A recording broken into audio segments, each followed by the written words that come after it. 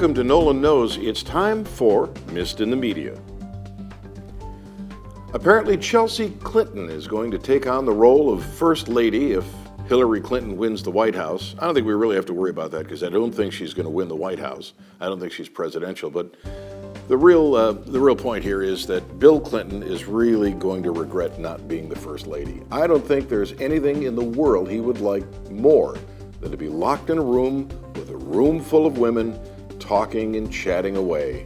Of course, if he's not really going to be the First Lady, that ought to make all the interns in Washington breathe a sigh of relief. But it's not unprecedented. It happened before. Woodrow Wilson's wife passed away in the first year and a half of his presidency, and his daughter acted as First Lady. Not going to be a real problem. She's not going to be president. It's time for It Sucks to Suck. Well, apparently, the Transportation Security Administration, the TSA, doesn't know if its bomb-detecting machines are operational. Wow, don't I feel safe now? They got naked pictures of me in airports all over the United States, and I don't even know if any of their equipment works. Well, I know mine does, and they've seen it, but that's a different story. All right, let's get down to the details here. The real fact of the matter is that in the event there's a problem, in the event this equipment has failed and something terrible happens, TSA will go back to the federal government and they'll argue we would have done better if we just had more money.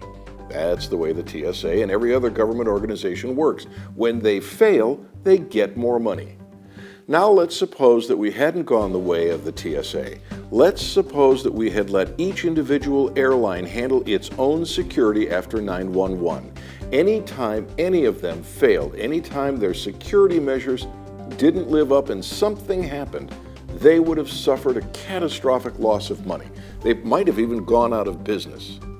So just on that issue alone, it would have made less sense to have a TSA than to have private security. But there's more. You see, if you have all of those different airlines with their own security, you don't have the entire system compromised. Maybe one airline, maybe one airport, but not the entire system. When you federalize it and the TSA is in charge, everybody is at risk. It's time for If They Were Here.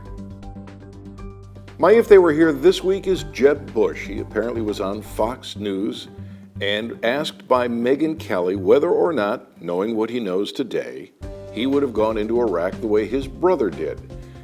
Well, he apparently misunderstood the question. I think what he heard or believed she asked was, knowing what his brother knew, if he were president, would he have made the same decision? He's been backtracking all over the place. But here's the dirty little secret. His brother was wrong to go into Iraq, and his father was wrong to go into Iraq.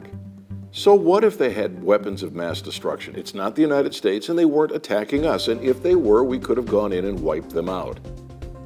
So no matter how he dances on the head of a pin here, no matter how he talks about, well, yeah, I wouldn't have done it if I'd known that they didn't have weapons of mass destruction, the whole concept of whether or not a sovereign nation, no matter how evil we think they are, has weapons of mass destruction isn't our business unless or until they start using them on us.